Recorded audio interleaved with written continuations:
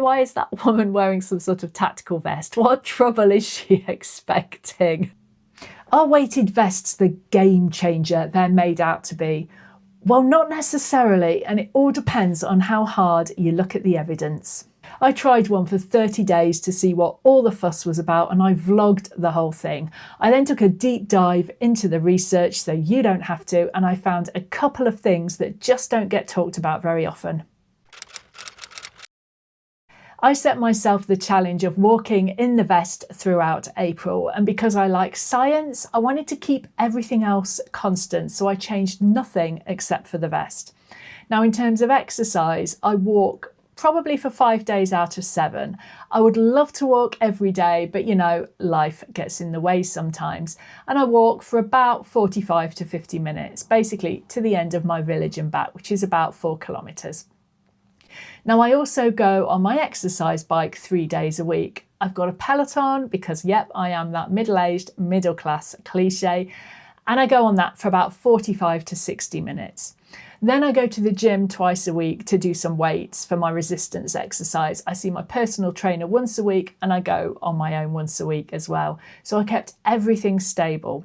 And I also tried to keep my diet constant as well. Now, I would say I eat a healthy, balanced diet, by which I mean I eat whole foods and stuff that makes my innards feel good about 90% of the time, with the other 10% reserved for the stuff that I enjoy, the fun stuff. Yeah, pizza, little bit of dark chocolate, occasional glass of wine. You know, I'm not cutting any of that out because life is too short not to eat well. So I kept everything the same there as well. Now, in terms of the vest, the advice is not to go above 10% of your body weight. So the one I ordered was £12, which is within that range. I took a few baseline measurements, more of that in a minute, and I vlogged the whole thing, mainly because I've not done it before and I've not really done non-scripted before. So please excuse any mistakes and let me know at the end if you prefer this slightly more ad hoc approach to my videos. Hello, so it's Saturday the 29th of March. I've just come back from the gym, which is why I look slightly dishevelled. My weighted vest has arrived while I was out. So I've just opened the parcel. Ta-da! So this is the Zealous 5.4 kilogram weighted vest that I bought from Amazon. It's not obviously the most comfortable thing I've ever worn, but it's not uncomfortable. I don't think I want to do anything other than walk in it though. Obviously, it's going to be a little while till I'm doing weighted vest pull-ups. She says, with arms with muscles like knots on string. So yeah, it's got like an over boob chest strap and it fits fairly snugly on my shoulders. And I will let you know how I get on walking in it. So out and about in the vest, I hope this picks up okay because it's quite windy today and I don't know what the sound quality will be like. As you can see, I'm in the countryside, so I've come down a country lane just outside the village where I live, and I'm just looking for cars to make sure I don't get run over in the pursuit of science. And yeah, it's okay actually walking in it. I can feel it in my legs, in the top of my legs. I did go on my bike this morning, so I've exercised them a little bit today, but I can definitely feel I'm carrying more weight and it's reasonably comfortable. I'm not going to do too much today, but yeah, I think it's okay. So I'm back from my first walk in the vest. So how did it go? Well, I felt a bit weird because it looks a bit weird. And one of my friends who lives in London tells me they're all the rage down there. But that's London. And I'm sure no one bats an eyelid in the capital, but I live in the rural East Midlands, and yeah, maybe I was imagining it, but I thought I got a few slightly sideways looks like, why is that woman wearing some sort of tactical vest? What trouble is she expecting? It's going to be a riot over the Victoria sponges at the village show. I've lost my train of thought there completely. Yeah, right, so how did it go? It was all right, actually. I felt it at the top of my legs, definitely felt it at the top of my legs, and it was quite heavy on my shoulders, but, you know, it was quite comfortable, and It was reasonably well weighted between front and back. I didn't feel I was toppling over, but I do have pretty crap posture anyway, so anything that makes me stand up straighter is generally a good thing. But I could definitely feel my legs were doing a little bit more work, even though it was only 5 kilograms more than I normally weigh anyway. So it'll be really interesting to see what happens after a month. Now, so it occurred to me when I was walking that I should maybe do some metrics. So this is as scientific as I can get it. I did weigh myself this morning, but I've done a little bit more since. So just a quick trigger warning. I am going to discuss my weight and my body mass index in a second. So if that would upset you, then now is the time to skip through that bit. Now, my weight this morning before I'd had anything to eat was 65.9 kilograms. So 66 kilograms, which in American is 145 pounds. And in Old English is 10 stone 5. In terms of my height, I'm 5'11" tall. I always thought I was 6 foot, but last time I went for my over 50s health check, they said I'd shrunk an inch. So I knew that happened when you got older. I just thought I had a little bit more time. I didn't realise it would happen so soon. So we're going with 178 centimetres. That gives me a body mass index of 20.8. I also decided I would measure my waist and my legs because, well, why not? Now, I'm not going to show you how to do it with my actual belly because no one needs to see that. Fair play to you if you're some sort of fitness influencer and you are happy to kind of get out your abs on the internet. I'm not going to do that. So how you do it though is you take the top of your hip and the bottom of your rib cage and you go halfway between the two, which for me is about 2 centimeters above my belly button. And you measure the waist circumference, and that's important because it's used to help. It's one of the things you measure if you're diagnosing metabolic syndrome. So mine today is 75 centimeters. What is that in inches? I'll put it on the screen. I didn't work it out. And my legs, I measured both of those and they are both 55 centimetres in circumference. And I took that 25 centimetres above the top of my kneecap so it's reproducible. And again, I will say what that is in inches as well because I can't do it off the top of my head. So it's April the 10th and I was all ready to go out for a walk with my weighted vest on, and then I reflected on how today has gone so far and changed my mind. So I'll explain what happened. So I went on my Peloton this morning and I ride as part of a team, a certain type of ride called a Power Zone ride using an app, so it tracks my progress. And then this morning this happened, so I crashed and burned. Now some of it was because I had a banana bread in the oven and I was worried it was burning. But it was also because my actual legs were burning, and see what I did there? That was completely off the cuff.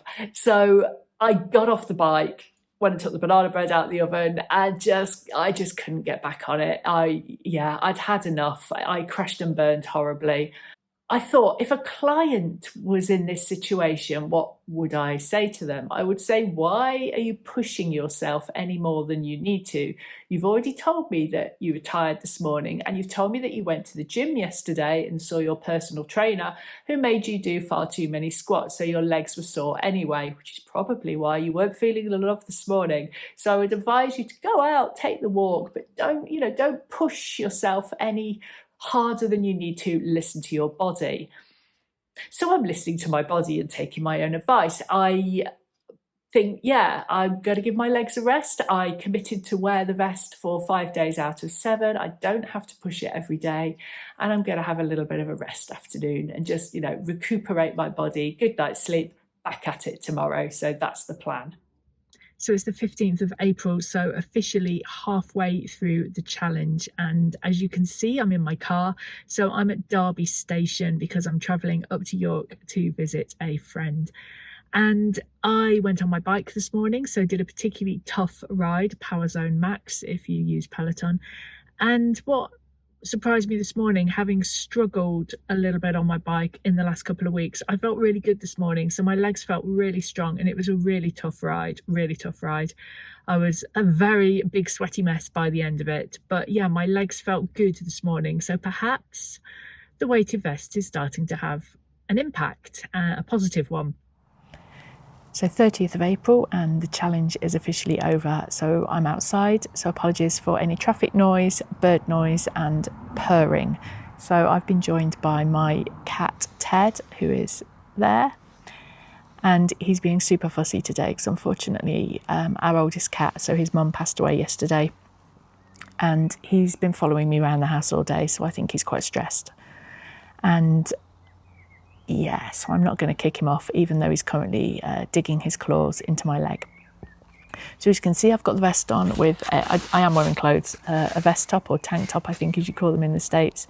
So apologies if my pasty white flesh has just dazzled your eyes, but it's a really unseasonably warm. And I've been finding this vest really uncomfortable the last few days, in particular when I haven't got clothing on to kind of give me a bit of padding on my particularly bony shoulders. I found it really digging into the trapezius muscle, so the muscle that goes from the lower neck to the top of your shoulders, and causing some strain on the back of my neck, which has been sort of making the walk less enjoyable. So I'm going to do a full debrief. Now, before we get into the research and conclusions, hi, I'm Ruth. I make evidence-based content for over 50s women who want to age healthily. And if you're finding this video enjoyable, hey, even if it's just mildly entertaining, I would be incredibly grateful if you could hit like, subscribe, or share with a friend. Let the YouTube algorithm know I exist. So what does the research say about weighted vests in over 50s women? Well, there is some evidence, and some decent evidence, that they can improve bone density, reduce bone turnover, and help with muscle strength.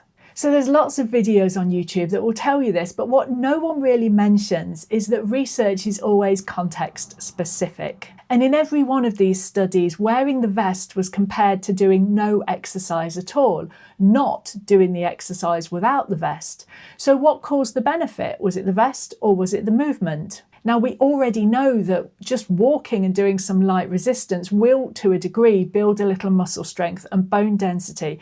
So teasing out what was responsible for the changes in these studies is actually a little bit tricky. Now, this study did try. They took some young fit people and plonked them onto a treadmill, walking at various speeds, wearing various weighted vests of different weights. They then measured oxygen consumption to see how hard they were working. And what they found was that your oxygen consumption went up as you went faster and as you had more weight.